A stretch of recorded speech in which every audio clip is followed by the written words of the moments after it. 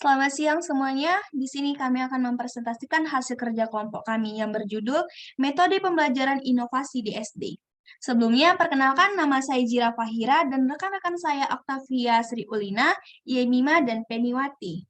Baiklah, kami akan memulai presentasinya yang akan dibawakan oleh rekan-rekan saya.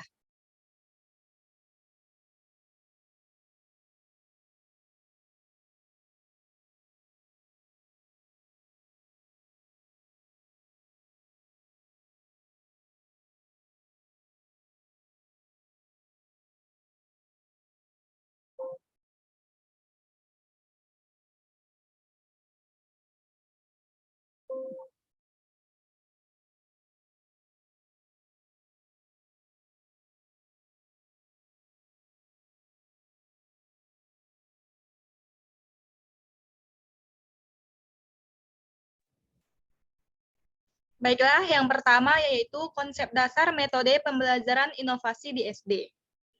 Ada pakar pendidikan mengatakan bahwa metode lebih penting daripada materi dan guru lebih penting daripada metode dan materi. Ada pula yang mengatakan bahwa maju mundurnya sebuah institusi pendidikan itu ditentukan oleh pembelajaran yang dilaksanakan oleh guru di kelas. Nah, pendidikan merupakan salah satu faktor yang sangat penting dalam membentuk sebuah peradaban bangsa. Pendidikan akan melahirkan perubahan dan penemuan baru dalam bidang ilmu pengetahuan dan teknologi. Dalam hal ini, faktor yang mempengaruhi peranan yang sangat penting yaitu guru. Sehubungan dengan hal tersebut, profesionalisme guru kini semakin menyeruak ke ruang publik seiring dengan meningkatnya tuntutan akan mutu pendidikan. Guru akhirnya menjadi sorotan karena merekalah yang menjadi patokan terdepan yang berinteraksi langsung dengan siswa dalam proses pembelajaran.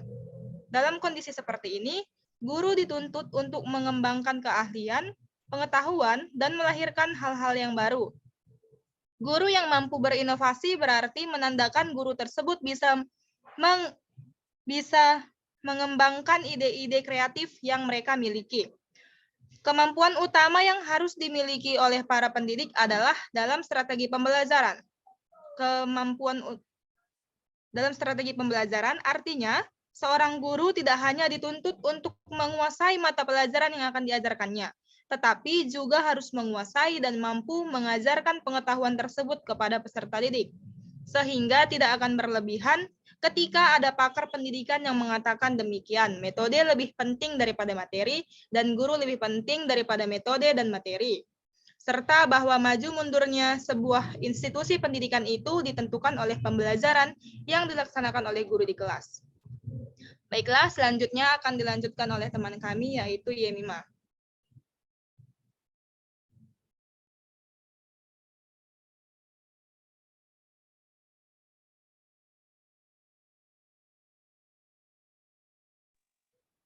Selanjutnya adalah metode pembelajaran inovasi. Terdapat 5 metode, yaitu 1. Metode tanya-jawab. Metode tanya-jawab digunakan dengan maksud melanjutkan atau meninjau pelajaran yang lalu, menyelingi pembicaraan untuk mendapatkan kerjasama siswa, memimpin pengamatan dan penilaian siswa. Yang kedua, metode diskusi. Metode diskusi adalah cara penyampaian bahan pelajaran di mana guru memberi kesempatan kepada siswa untuk mengumpulkan pendapat, membuat kesimpulan, atau menyusun berbagai alternatif pemecahan masalah. Yang ketiga, metode kerja kelompok. Kerja kelompok dapat diartikan sebagai suatu langkah atau kegiatan belajar mengajar di mana siswa dalam suatu kelas dipandang sebagai suatu kelompok atau dibagi atas kelompok-kelompok kecil untuk mencapai suatu tujuan pengajaran tertentu. Yang keempat, metode demonstrasi dan eksperimen. Antara metode demonstrasi dan eksperimen sebenarnya berbeda, akan tetapi dalam praktik sering dipergunakan silih berganti atau saling melengkapi. Yang kelima, metode sosiodrama dan bermain peranan. Metode sosiodrama dan bermain peran merupakan dua buah metode mengajar yang mengandung pengertian yang dapat dikatakan bersama dan karenanya dalam pelaksanaan sering disilih gantikan. Sekian dari saya, selanjutnya akan diteruskan oleh rekan saya Peniwati. Adapun dampak inovasi dalam pendidikan, yang pertama dapat memberi perubahan dan pembaharuan. Dalam rangka meningkatkan mutu pendidikan, inovasi dilakukan agar siswa lebih aktif dalam pembelajaran. Selain itu, guru harus senantiasa bersikap terbuka terhadap berbagai aspirasi dan kritikannya yang muncul dari manapun datangnya. Seorang guru yang terbuka senantiasa dapat menampung aspirasi dari berbagai pihak, sehingga sekolah menjadi agen perubahan dan guru sebagai pendukung utamanya. Dengan sikap seperti ini, dapat menciptakan suasana kehidupan sekolah yang bermutu sesuai dengan tuntutan dan kebutuhan berbagai pihak. Yang kedua, inovasi sebagai agen pembaharuan dalam pendidikan. Dan seorang agen pembaharuan itu adalah guru. Seorang agen pembaharuan adalah seorang yang mempengaruhi keputusan inovasi pada klien atau sasaran ke arah yang diharapkan. Selain itu juga sebagai penghubung antara lembaga pembaharuan dan sasarannya sebagai pemberi kemudahan bagi lancarnya arus inovasi. Yang ketiga, dengan dilakukan inovasi dalam bidang pendidikan akan memiliki ciri dan sifat gemar meneliti dan mencoba tiap ada gagasan baru dalam pendidikannya, yaitu mendorong untuk mencari informasi tentang ide baru, mendapat hubungan orang lain di luar sistem.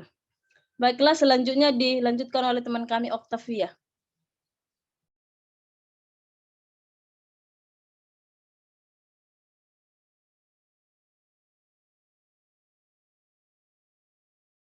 Maaf, Okta. Belum di... Maaf, saya ulangi. Yang selanjutnya yaitu guru kreatif dan inovatif terbagi menjadi 5, yaitu yang pertama, memperbarui pengetahuannya. Guru perlu memperbarui pengetahuannya dalam hal model pembelajaran yang inovatif dan terus mencoba hal-hal baru sesuai perkembangan zaman. Yang kedua, guru harus mampu merencanakan pelajaran dengan baik dan mengalokasikan waktu berdasarkan tahap-tahapan agar dapat mengajar dan menguasai mata pelajaran secara sistematis. Yang ketiga, guru lebih kreatif dalam mendesain fitur pembelajaran atau yang terintegrasi untuk memudahkan proses pembelajaran. Yang keempat, membiasakan siswa bahwa mereka akan. Yang kelima, memberikan pengenalan dan evaluasi pembelajaran inovasi. Sekolah memberi pengenalan dan evaluasi pembelajaran inovasi untuk setiap kelas baru. Baiklah, sekian presentasinya, kami serahkan kembali kepada moderator.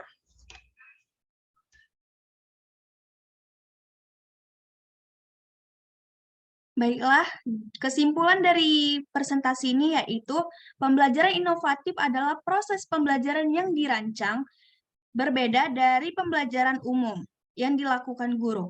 Proses pembelajaran ini dirancang struktur dan dikondisikan agar siswa dapat belajar dengan baik dan efektif dalam pembelajaran yang berpusat pada siswa. Memahami konteks siswa sangat penting, karena saat proses pembelajaran dimulai, hubungan antara guru dan murid harus saling mendukung dan saling membangun. Menerapkan pembelajaran inovatif di sekolah dasar terbilang mudah karena di usia anak sekolah dasar, mereka dapat menyerap dan mengelola informasi dengan baik. Terima kasih. Sekian presentasi yang dapat kami sampaikan. Bila ada kata yang salah, kami minta maaf.